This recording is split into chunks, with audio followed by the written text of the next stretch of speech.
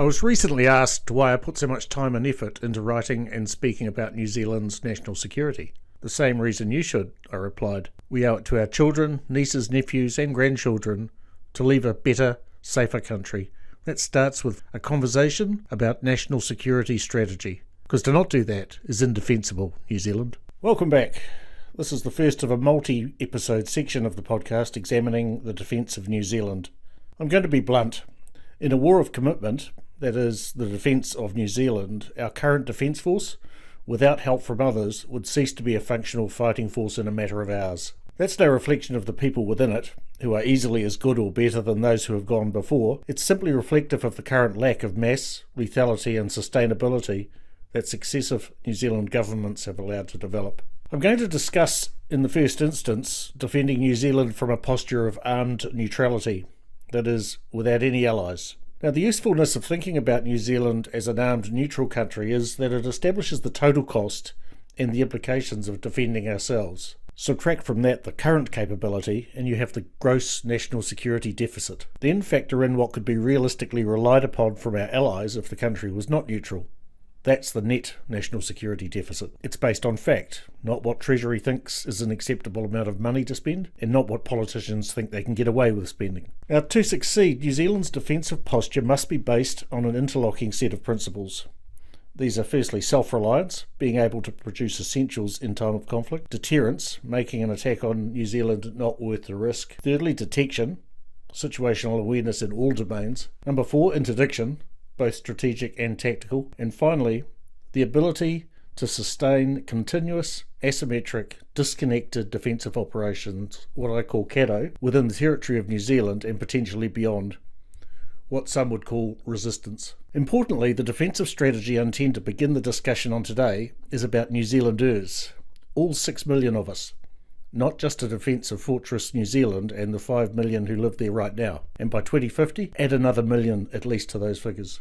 Foreign affairs, firstly, there's a very important caveat on the strategy I'm going to describe, and that is the larger area of the realm of New Zealand, which includes the Pacific Island nations of Niue with its 1,600 people, Tokelau with its 1,500 people, and Cook Islands with about 17,000 people, as well as the Ross Dependency in Antarctica, where we have no permanent residence but a permanent presence, and I'll return to this later.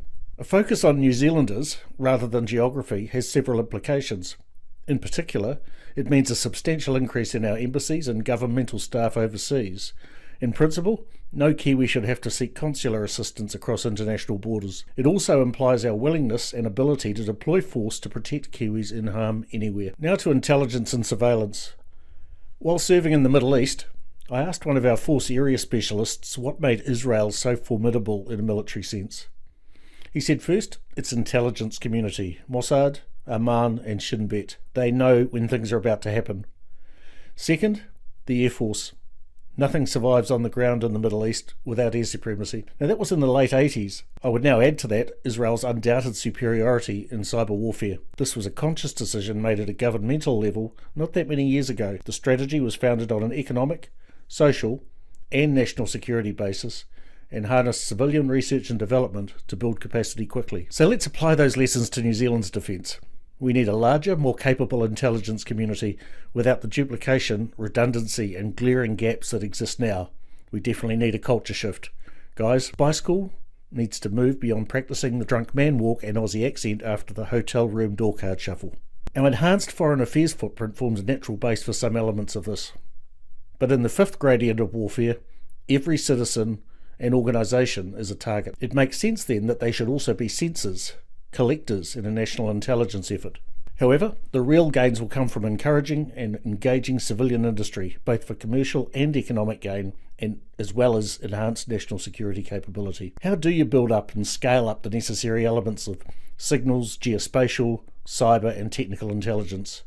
Well, through sovereign programs, not unlike what's going on in Australia at the moment. Innovating in the commercial sector with an eye to military application. For instance, we already have more than one space operation in New Zealand. Let's build on that and establish an independent presence in space. Rocket Lab, for instance, is aiming to be able to launch an Electron rocket every 2 weeks from its New Zealand launch facility. So let's get building satellites. As essential as space assets are, they have their limitations and are highly vulnerable. We need a layered approach. Another important capability for intelligence, as well as delivering other effects, is autonomous and remotely piloted systems. Now, there are several drone system companies already operating in the country. What is needed is direction and funding for these to be available for military application. And if you need drone pilots, just go to the aero clubs and flying schools. The Defence of New Zealand requires a substantial investment in aerial, surface, that's both land and sea, as well as underwater drone technology. In fact, I'd go so far as to say we couldn't overinvest in this sector. Some of these will be for reconnaissance over a range of distances. Others will be armed and flown remotely on specific missions. A subset of this capability will be loitering munitions. These are effectively suicide drones that can remain in an area for a long time until a pre-designated target appears. These capabilities are all predicated on the fact that New Zealand can be approached from any direction. We need to be able to see and engage with approaches as far out as possible, seeking to deter attackers and interdict them if warnings go ignored. That's also because we're almost totally dependent on open sea lines of communication. 97% of our imports and exports come by sea. That gives rise to several threats. Now let's move to interdiction. The first threat is conflict elsewhere that causes disruption to shipping. Now, piracy is one example. The South China Sea and Middle East are others. Just because we are neutral doesn't mean we can't join in military efforts to stabilise areas where it is in our interests. It may be, for instance, that we have to enter a war zone in order to escort cargo ships headed to or from New Zealand. That's where the recently ordered Maritime Patrol P-8A Poseidon aircraft may be useful. They carry multiple sensor suites and a range of armaments. If you want to know more about current P-8 weapon options, you can read my article called Poseidon, So What?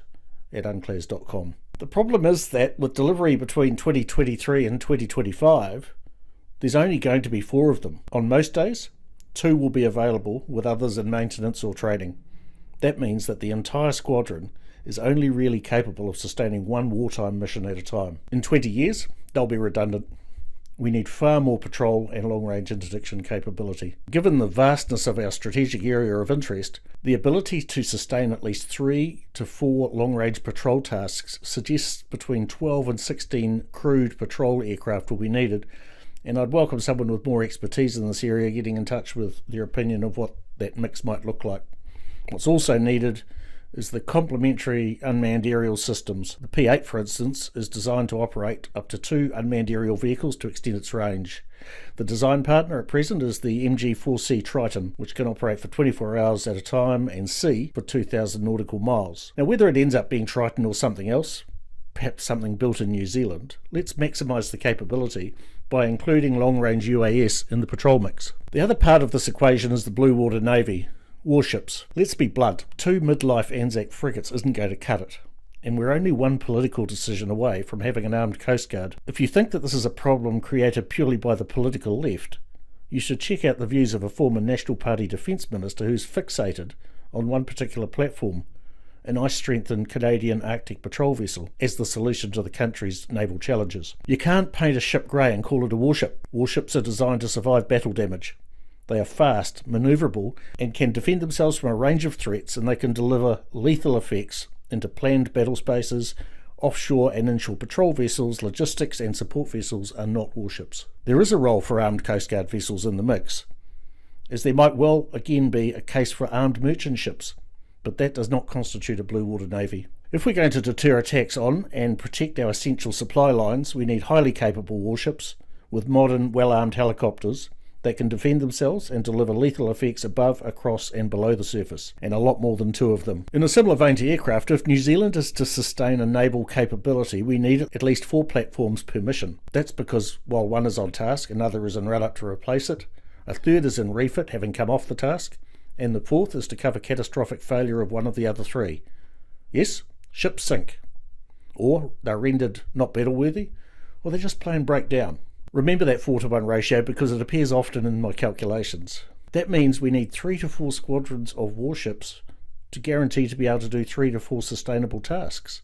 That's 12 to 16 platforms, plus the accompanying helicopters. Our modern patrol aircraft and warships have long legs, and by that I mean operational range. But we need to be able to replenish at sea and in the air if we wish to be the prickly porcupine that an armed neutral state must be. And every time we introduce a new capability like that, we have to remind ourselves of the 4:1 sustainability ratio for platforms. Now let's talk about the merchant navy. Should we have New Zealand flagged merchant ships or even our own merchant fleet? Well, I believe so.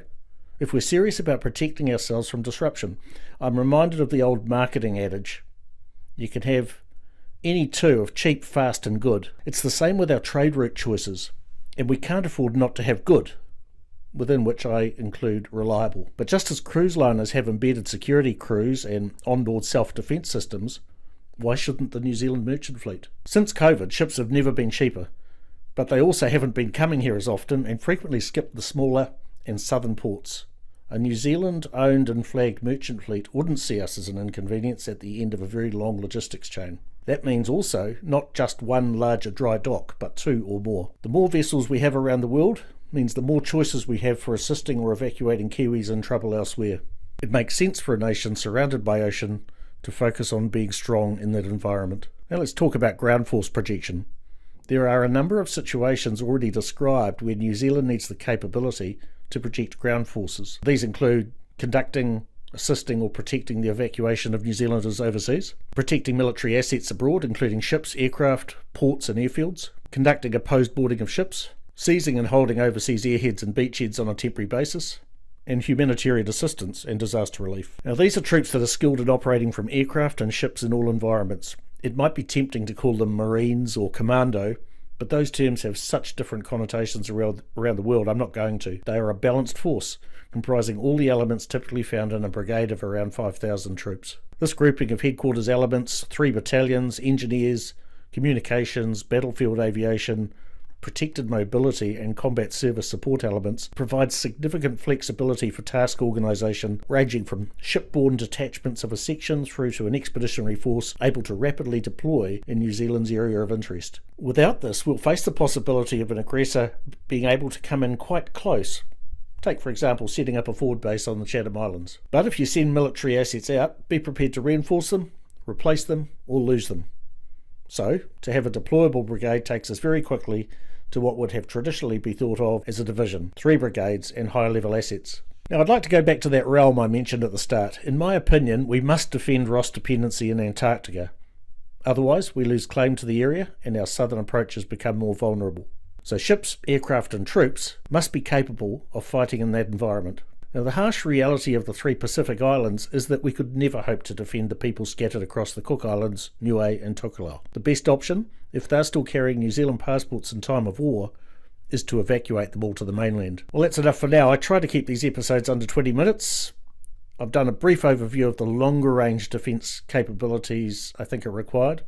Obviously, I haven't discussed platforms, weapons and systems in any great depth. I'd like to hear your thoughts in that regard, remembering that we're looking out to 2050 and the things that we might need may not yet be in production. And if you're interested in those things, I'd like to direct you also to the New Zealand discussion forums over at defencetalk.com, where there's people with really good technical knowledge you can interact with. In the next episode, I'll look at the medium-range defence challenges where an aggressor can get close enough to attack the mainland and how we might deal with that. Well, that's it for this episode of Indefensible New Zealand. If you found it useful, please subscribe and share it with your friends. For more information on New Zealand's national security or to send in questions for the series, go to my website, unclas.com.